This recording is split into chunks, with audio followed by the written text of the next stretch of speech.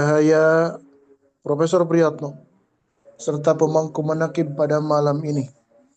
Yang mulia Bapak Haji Sugeng Widodo. Doa khusus kita semua untuk beliau sekeluarga.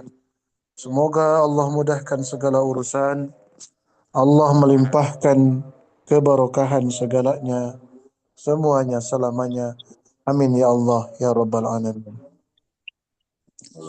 Hadirin ikhwan akhwat para pecinta kesucian jiwa rahimakumullah. Tidak terasa seiring berlalunya waktu, bergantinya masa, kita sudah sampai di 10 terakhir bulan suci Ramadan tahun 1447 Hijriah. Kata bulan suci Ramadan itu sebenarnya dikoreksi oleh guru agung kita semua. Seolah-olah mengisyaratkan bahwa bulan di luar Ramadan itu tidak suci. Bagi kita sudah jadi keyakinan kita semua, orang-orang yang sudah mendapatkan hak talqin zikirnya adalah orang yang sudah, sebagaimana dinyatakan Syekh Abdul Abbas Al-Mursi, auqatuna kulluha lailatul qadri. Semua waktu kita itu bernilai Lailatul Qadar. Kenapa demikian? Karena inti yang diturunkan pada malam Lailatul Qadar sudah ada di dalam diri kita semua, disimpan, ditanamkan, dihuzamkan menjadi diri kita semua. Kemana saja kita melangkah, utara, selatan, timur, barat, depan, belakang, kanan, kiri, kita bersama-sama dengannya, menjadi kulit, daging, tulang, sumsum kita semua. Alhamdulillahilladzi faddalana ala katsirin min ibadihil mu'minin. Hadirin ikhwan akhwat para pecinta kesucian jiwa, rahimakumullah. Salah satu mengapa Ramadan ini dianggap sebagai bulan yang istimewa. Bagaimana kita maklumi? Karena pada bulan Ramadan ini adalah turunnya Al-Quran. Secara teoretik, kita sering mendengar dari penjelasan para guru, tuan-tuan guru, para kiai, para alimin ulama, para ustadz, para muballigh, para muallim semuanya, bahwa Al-Quran diturunkan dalam dua fase. Yang pertama, fase inzal atau tanzil, yaitu fase di mana Al-Quran diturunkan sekaligus dari Lauhul Mahfud ke Baitul Izzah atau Sama'id Dunya atau langit dunia, atau ada yang menyebut langit pertama. Inilah fase tanzil atau fase inzal. Sebagaimana Allah mengabadikan dalam Quran surah Al-Qadr. A'udzu billahi minasyaitonir rajim. Inna anzalnahu fi lailatul qadri. Sesungguhnya kami menurunkan Al-Quran fi lailatul qadri, pada malam Lailatul Qadar. Jadi pada surah Al-Qadar ini atau surah Al-Baqarah misalkan ayat 185, Syahrul Ramadan alladzi unzila fihi al-Qur'an.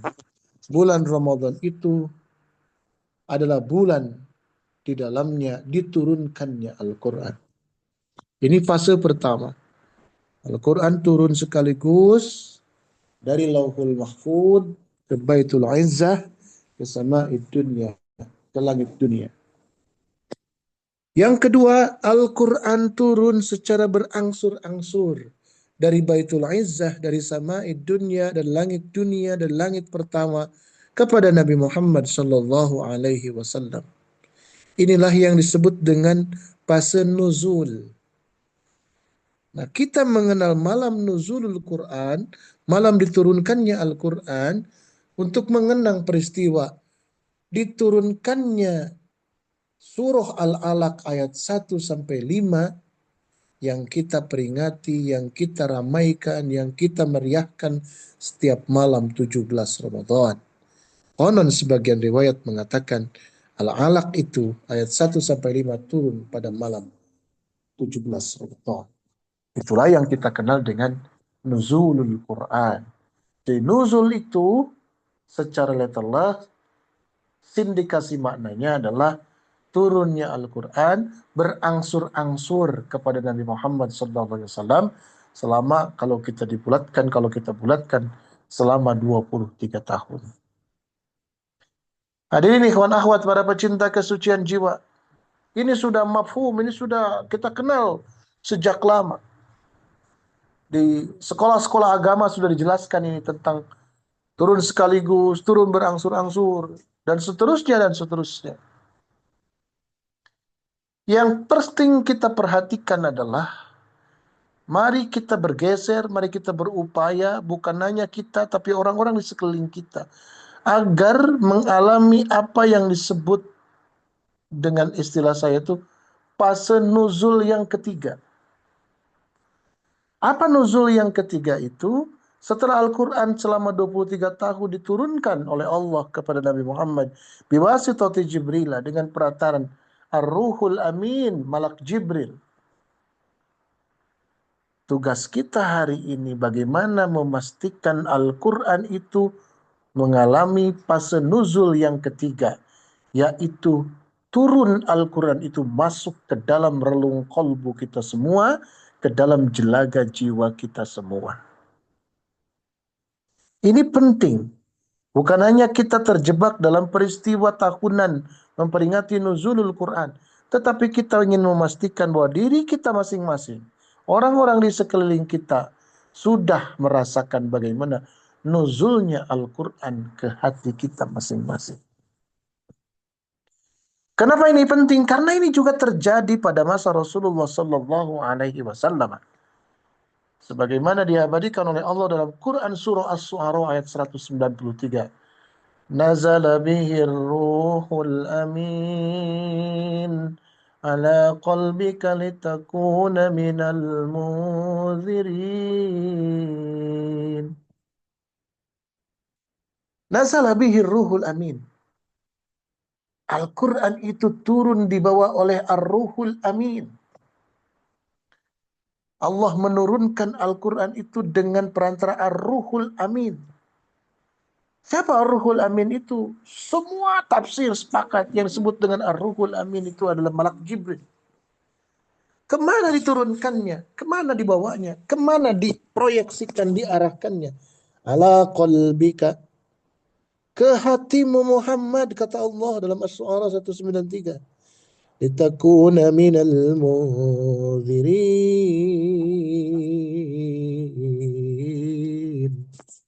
Supaya engkau menjadi pribadi yang memberikan peringatan. Nah, fase ini atau proses bagaimana Allah menurunkan Al-Quran masuk ke dalam hatinya Nabi Muhammad Sallallahu Alaihi Wasallam, ini harus dialami oleh kita semua. Dari generasi ke generasi, itu terus sambung menyambung. Ar-Ruhul Amin bagi Kangjeng Nabi Muhammad adalah Malak Jibril. Bagi para sahabat Ar-Ruhul Amin itu adalah Nabi Muhammad itu sendiri.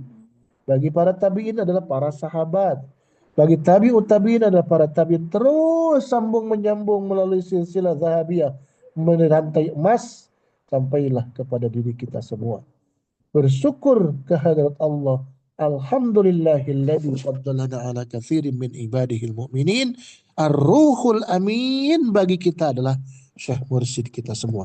Kenapa? Beliau yang memasukkan, beliau yang mengantarkan, beliau yang menjadi perantara masuknya inti Al-Quran, ya, Budrul Quran, Budrul Tauhid, Budrul Ikhlas yang masuk ke dalam hati kita semua, ke dalam jelaga jiwa kita semua.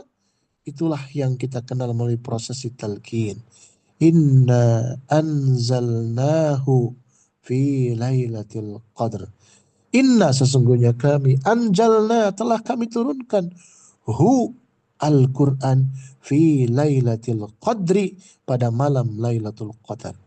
Hu ini menjadi instrumen yang disimpan di dalam jelaga jiwa kita semua, yang tidak diucapkan, tidak dilafalkan, tapi terus diingatkan mengikuti seluruh denyut nadi kita semua, detak jantung kita semua, kemanapun, dimanapun, dan kapanpun.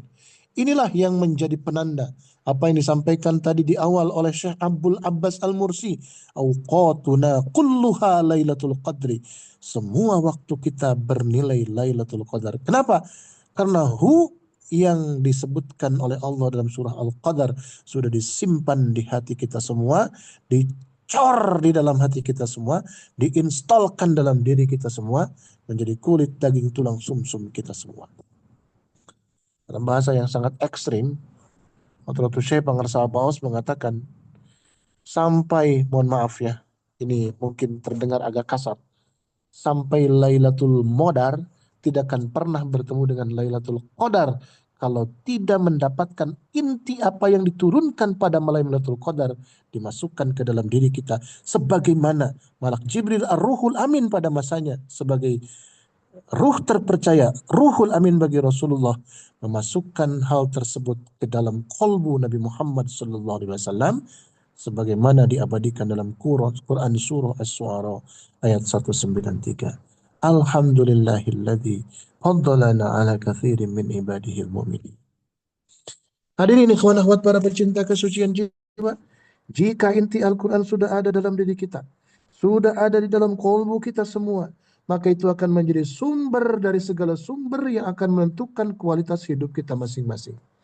Kalau kita menggunakan teori akhlak yang disampaikan Imam Al-Ghazali, bahwa beliau mengatakan akhlak itu halatun nafsiyatun tasduru anhal a'mal bisuhulatin.